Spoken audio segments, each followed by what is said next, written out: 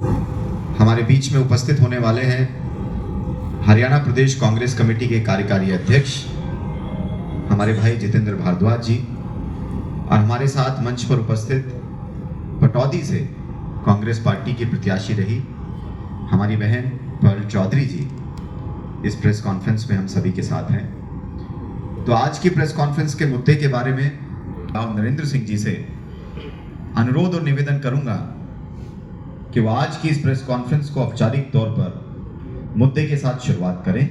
आदरणीय राव नरेंद्र सिंह जी।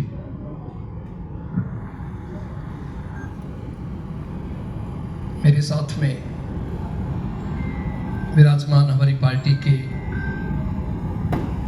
पूर्व मंत्री श्री सुखबीर कटारिया जी, हमारे अध्यक्ष शहरी श्री पंकज डावर जी, ग्रामीण अध्यक्ष श्री वर्धन यादव जी, पटौदी विधानसभा से हमारी उम्मीदवार बहन पर्ल जी, और गुड़गांव के सभी मेरे सम्मानित मीडिया के साथियों। एक बात की और आपकी तारीफ करता हूं कि गुड़गांव की प्रेस हमारी बड़ी समय की पाबंद है।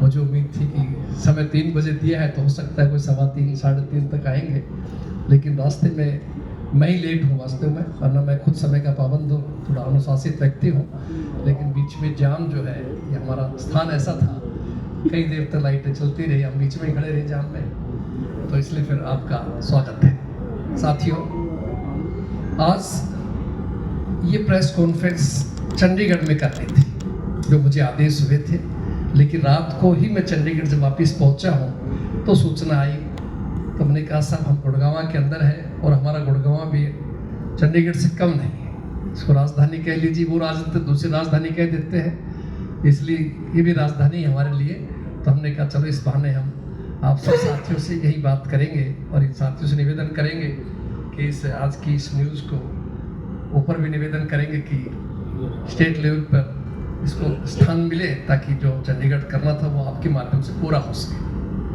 साथियों, आज का बड़ा ऐतिहासिक दिन है।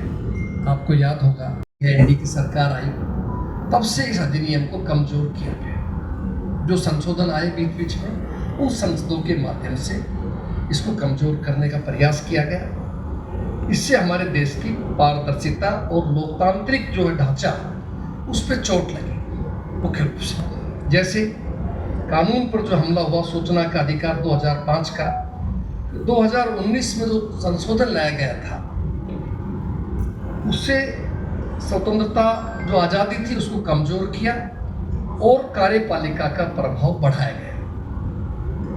कैसे किया गया इसमें?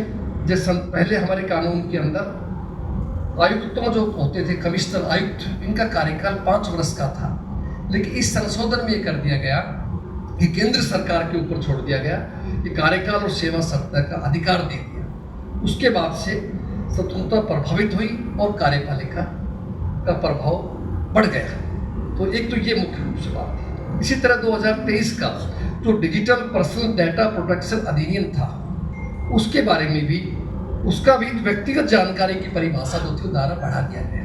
पहले क्या था कि व्यक्तिगत जानकारी मिल जाती थी, अब जो कानून बना है उसके बाद आप जानकारी ले नहीं सकते। आप अगर कोई साथी चाहे, पिछले दिनों आपने पढ़ा होगा, प्रधानमंत्री जी की विदेश यात्राओं पे करोड़ों रुपए खर्च हुए, इसकी जानकारी मांगी गई, नहीं दी गई। कोविड के दौरान ऑक्सीजन की कमी में जो मृत्यु हुई, जानकारी नहीं दी गई। तो आदि इस प्रकार की अनेक ऐसी चीजें थी, तो जानकारियों का अभाव हुआ। तो ये भी एक इस बात का बड़ा इसमें दिक्कत आई गई। दूसरा, केंद्रीय राज्य सूचना आयोग पर जो हमले थे, वो आपके सामने निश्चित देखे, आप खुद इस बात को महसूस करते हैं कि केंद्रीय सूचना आयोग में आज तक की सबसे कमजोर स्थिति के अंदर है।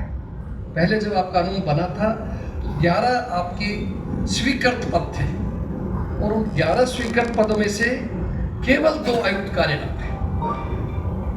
जितेंद्र भारद्वाज जी हमारे कार्यकारी अध्यक्ष हमारे बीच मौजूद है। सशक्तिकरण के अपने संकल्प को दोहराती है ताकि हर नागरिक निडर होकर सवाल पूछ सके, समयबद्ध और प्रभावी तरीके से उत्तर प्राप्त कर सके, उसका जवाब ले सके। मुख्य रूप से ये आज आरटीआई की 20वीं वर्षगांठ के ऊपर ये कार्यक्रम पूरे प्रदेश में, पूरे देश भर के अंदर कांग्रेस पार्टी की तरफ से किया गया था। तो हमने आप लोगों को इसीलिए तकलीफ दी थी कि ये हम मुख्य रूप से आज हमारा मुख्य एजेंडा आरटीआई का है। आप तो खुद जागरूक के लोकतंत्र का चौथा स्तंभ हो, आपको तो खुद इस बात की जानकारी है। बहुत से पत्रकार साथी खुद आरटीआई के माध्यम से बहुत जानकारी लेते हैं, न्यूज़ लगाते हैं, करते हैं, तो आप जानते हैं क्या हालत है, उनको किस दिक्कत का सामना करना पड़ता है। ये सब चीज़ें आपके सामने हैं। आप साथियों से हमारा कांग्रेस पार्टी की तरफ से ही निवेदन है कि आप इसमें पूरी तरह से आप मदद करें।